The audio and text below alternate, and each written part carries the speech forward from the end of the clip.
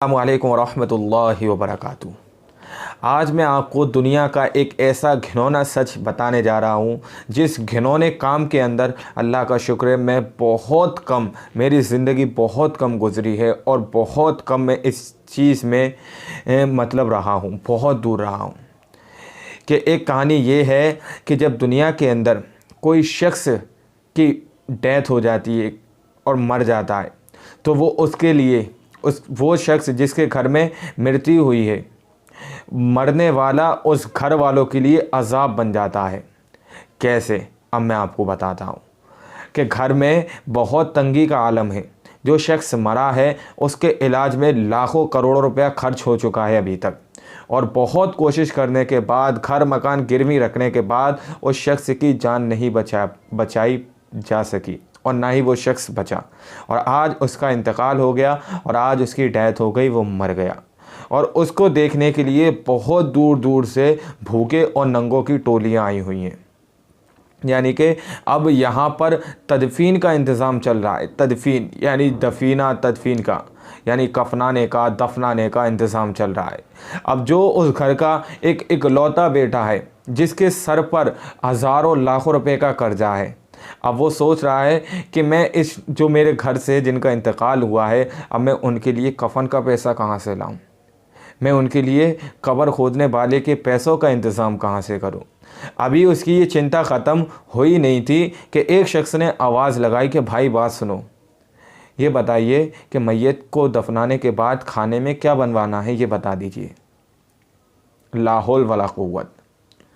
अब वो शख्स बड़ी नीची निगाह करके, बड़े अफसोस के साथ अपने दिमाग में ये सोच लेकर कि मेरे ऊपर इतना कर्जा है, यहाँ पर मैं कफ़न का इंतज़ाम नहीं कर पा रहा हूँ और यहाँ पर इतनी बड़े तादाद में लोग आए हुए हैं मेरे घर पर इनको देखने के लिए, जिनकी मृत्यु हुई है, जिनका इंतकाल हुआ है, मैं इनको कहाँ से खिलाऊँ। अब उसने बड़ी लरसती हुई आवाज़ में कहा कि आप जो बेहतर समझें आप मुझे बता दीजिए, मैं इंतज़ाम करता हूँ। अब दफीना हो जाता है, कफ़न हो जाता है, जाकर मैयत को कब्रिस्तान के अंदर या शमशान के अंदर जाकर उसको जला आते हैं और दफना आते हैं। अब उसके बाद खाने पीने का प्रोग्राम चलता है कि बेटा एक कोने में खड़े होकर रो ही रहा होता है कि उसको आवाज़ आती है कि भाई लो ये प्लेट में ज़रा बिरयानी निकलवा लाओ। अब सोचो, जिसका अपना अजीज़ उससे दूर चला गया और तुम उससे बोल रहे हो कि लो बिरयानी निकलवा लाओ इसमें, और पीछे से दूसरा शख्स आवाज़ लगाता है भाई यार लेग पीस और डलवा लानो उसमें।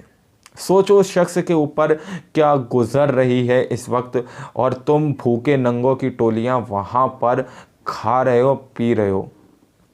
तो इस चीज़ पर हमें और आपको सोचना चाहिए, क्योंकि जो खाना वो बन रहा है वो महज उन मेहमानों के लिए होता है जो बहुत दूर से आए हुए हैं, जिनको आने जाने में 1 या 2 दिन का सफ़र लगता है। उन लोगों के लिए वो खाना नहीं होता जो अड़ोस पड़ोस के लोग हैं, बल्कि अड़ोस पड़ोस का हक़ है कि जिसके घर में कोई शख्स का इंतकाल हुआ है उस शख्स के घर वालों के लिए खाने पीने का इंतज़ाम करे।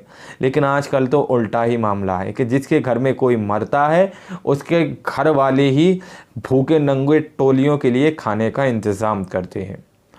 तो ये चीज़ देखने के बाद बहुत शर्म महसूस होती है।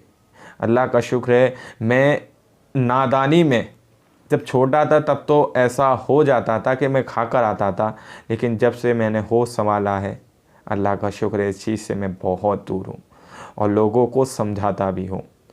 अगर आप लोग ने यहाँ तक इस वीडियो को देखा है तो आप लोग भी शायद इस मामले को लेकर सीरियस हैं। कितने लोग चाहते हैं कि ये रस्म व रिवाज इस दुनिया से ख़त्म होना चाहिए, और जिस शख्स के घर में इंतकाल होता है उसको इस अज़ाब से बचाना चाहिए, उस पर ये मुसल्लत ना करना चाहिए कि हमें खाना खिलाओ। उम्मीद करते हैं आपको ये बयान, आपको ये वीडियो अच्छा लगा होगा। अच्छा लगा हो तो वीडियो को लाइक करके चैनल को सब्सक्राइब करें। फ़कत अस्सलामु अलैकुम वरहमतुल्लाहि वबरकातुहू।